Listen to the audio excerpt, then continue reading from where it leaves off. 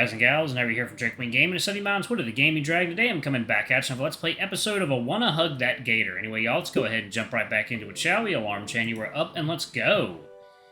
Alright, I'm back! He hands the ticket over, and I spot the number 1247 printed on the ticket.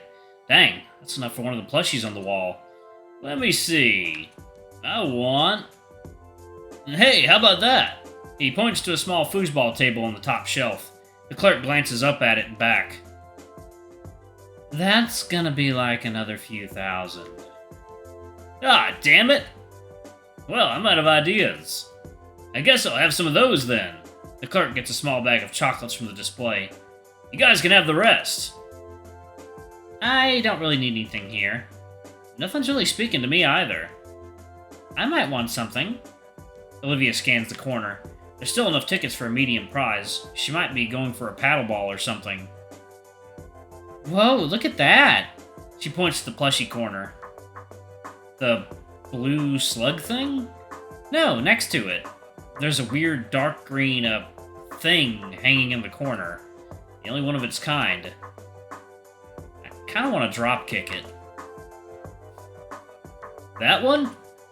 I don't know, something about it really makes me wanna... I don't know. Tie it to a firework and set it off in a deep fryer? I was just thinking the same thing. You guys are rude. I'm not saying you're wrong, though. He looks like he's the reason we have taxes. I hate its face. I think he thinks he's better than all of us. I've gotten used to it. It's been around for years. Tell it I hate it. You don't really want it, right, Olivia? Wow, it's just like me! Her eyes are bright and wide. She's in love. Oh. The clerk hands her the stuffed toy and she looks deep into its beady eyes. Yep, just like me. I'm gonna set that on fire sometime. Not if you like having both arms. We have two for a reason. The argument continues for several minutes. Guys, it's getting late. I think it's time we head out. Ah, shoot, she's right. Even though the weekend starts tomorrow, I still have a curfew that my folks are strict about. Agreed. Aw, I guess you're right.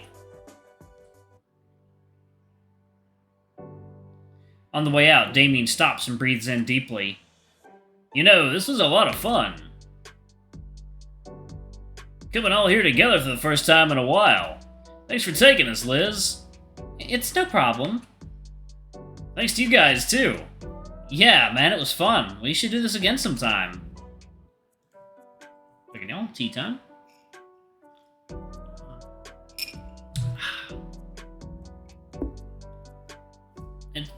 Is it just like you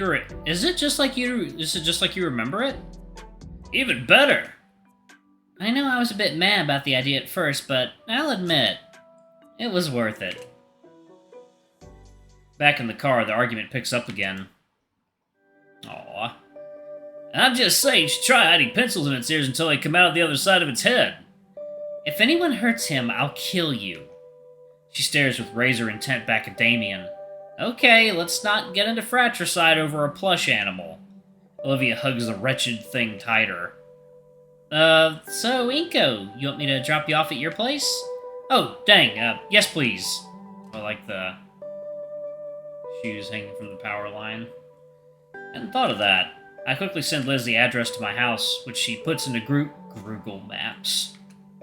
Buckled in, we head out of the... God, I could just imagine someone saying they're gonna fucking Google something. God. That's obscene. Buckled in, we head out of the parking lot and onto the main road. Entering the freeway, we pass by the city, now illuminated. The early fall sunset bathes the car's interior warm orange, and as we make our way home, I find myself recalling all the spots Olivia had highlighted. I wanted to ask her again just so I knew for sure, but seeing her rest peacefully gave me pause. Well, I suppose I can ask her another time. Better to let sleeping gators lie. Wait. Lay? Let her rest. She had fun, now she's tired, and that's all that matters. I know Olivia mentioned that the place was updated, but I'd be lying to myself if I didn't say that it looked a bit too grimy. I just hope I don't get sick. Yep, I got sick. I've been completely out the whole weekend. Sick like a dog. Must have caught it at the arcade. And at first it was just a slight headache and a stuffy nose. By Sunday, it felt like my bones were made out of paper mache. Couldn't even go to school today. Man, this sucks. I shouldn't have ignored the signs. The rapid weather change isn't helping at all either, between the pollen and the chills. The worst part is, I'm falling out of practice. I've tried on and off every hour to watch a drawing tutorial, but within minutes my consciousness is overtaken by a fog and I retreat back to bed. At this rate, I'll never actually have the skill people thought I had at the beginning of that contest. Between the sunlight obscuring clouds and my own bouts of unconsciousness, it feels like I've been sick for weeks instead of just days. I would have asked my parents for some help, but they still had work, and the most help they could be was simply calling into school to let them know I was sick. I finish off the cup of medicine I'd made and go back to my noodles. The only reason I'm even conscious right now is because I figured some soup would help with the splitting headaches.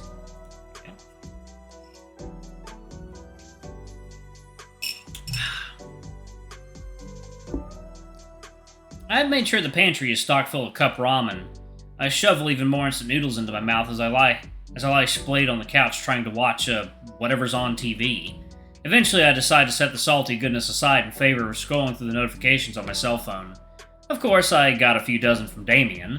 Bless his heart, he's been giving me an hourly play-by-play of the school day. Got a few messages from Liz, too. She's also filling me in on the school day, albeit not nearly as often as Damien. Even Olivia messaged me, and I feel oddly soothed as I read her well wishes. I suddenly get another notification, this time from Ben. It's a PDF of my homework, followed soon after by a simple get-well-soon animated emoji. Aren't I popular? I'll be sure to thank them in person when I'm better. A wave of fuzziness washes over me, so I'll pop a few flu meds and chase it down with another gulp of the lukewarm chicken broth. 3 days of being sick as a dog, and it's only occurring to me that I haven't even seen any sign of... Huh? I thought I already got my grocery delivery today, or was that yesterday?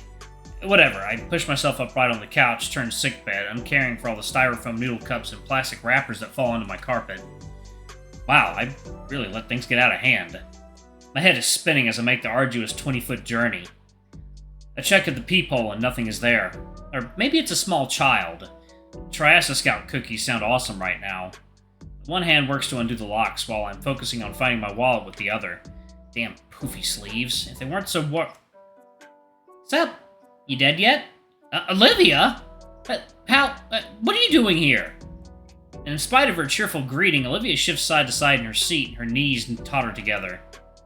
Mr. Edekin wanted me to give you the project worksheets for his classes. She pulls her backpack from behind her chair and reaches in, drawing out a manila envelope and waving it in my face.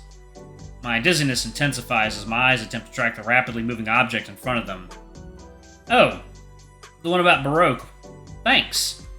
I'm pretty sure Ben had just sent me those as a PDF. She snorts and lets the packet go, my hands fumbling to catch it before it hits the floor. Without batting an eye, Olivia pushes past me, as if wandering into someone's house is an everyday occurrence for her. Come on, the project isn't going to finish itself. Huh? She's already wheeled herself to my couch and set a backpack on the coffee table. Yeah, figured you could use some help on it, and balks at the mountain of junk I'd left. I think her nose crinkles. Hard to tell from so far away. Damn, Inko, you live like this? My head finally catches up with what's transpired. Olivia's here now. Cool. What isn't is the sudden onset of vertigo. I guess I was standing upright for too long. I only managed to stay up just enough thanks to the support of the wall. What? Just how sick are you? Pretty sick. The disgust that was on her face is wiped away as she looks at me.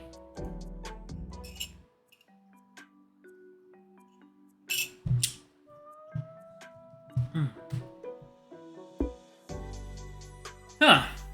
Wonder why. Why is my floor coming at me? Oh! Howie! After my impromptu tumble, Olivia had done her best to pull me up and get me to the couch. My robe did make it easy to drag me across the smooth floor of my house. Okay, forget the project. What project? Attaboy. I can't tell if the dizziness is new or not. Olivia's already started picking at the trash mountain, moving what she can into a grocery bag. Watching her with my vision going fuzzy only intensifies the vertigo. Guess I should take more of my medicine. I grab a can of soda from the half-empty case on the table, along with a bottle of cough syrup. Up in the can and bottle into the glass I've been using all weekend, watching the delicious mixture slowly become my panacea. Giving the glass a good swirl to ensure the best final product, I grin and gulp down my alchemical masterpiece. I don't get to finish the drink, however, as an olive green tail slams my midsection and makes me spit up the drink all over myself. The fuck are you doing? No wonder you've been sick as shit. What? I read online that it makes the medicine go down easier. Inko, you've been drugging yourself with fucking purple drink. I mean, yeah, it's purple and I drink it. Holy crap, how are you alive? The smell of my spat up drink irritates my nose, and I feel my stomach roil from both the impact and the forced purging. I resist the urge to rest, feeling all my energy drain away. I feel completely spent again. My vision swims and the world turns counterclockwise. Uh-oh. I feel something on my head, and I'm thankful that something soft and warm and soothingly smooth maneuvers its back onto the couch. The blackness of my shut eyelids returns to the uprightness of the world, and the numbness I'd grown used to overtakes my limbs. Inko? Inko, are you okay? Oh man, stay there. I'll figure... Olivia's voice is drowned out by a growing drone of white noise. Once again, the colors from outside the window bleed and flood into my house, and I'm still without my rent money. Someone's in here still. They're bent over something. Hey, you, what's going on? Time for a drug trip! Oh my god. Jesus Christ. This is like a fucking DOS game from back in the early 90s. Hang on, I'll try to help you out. Big hugs, I want to hug. What's going on? Who is this? Where's Lucy? Where's my daughter? If a man came from monkeys, then how does Coach Solly exist? That's funny. Don't say that, though. Big hugs, I want to hug. Don't say anything, you're completely incoherent. What does it say? Don't say anything, completely incoherent. Okay. Alright. Don't say anything, you're completely incoherent. Incoherent. That's my name. Before I can say anything, my being fades into the void. Oh, perfect timing, actually. Alright, I'm going to go ahead and pause it right there. Thank you all so much for watching. Don't forget to like, comment, subscribe, ring that notification bell, and check out our Patreon, YouTube memberships if you can. It always helps. Anyway, I love you all, and I'll see y'all in the next video. Bye-bye!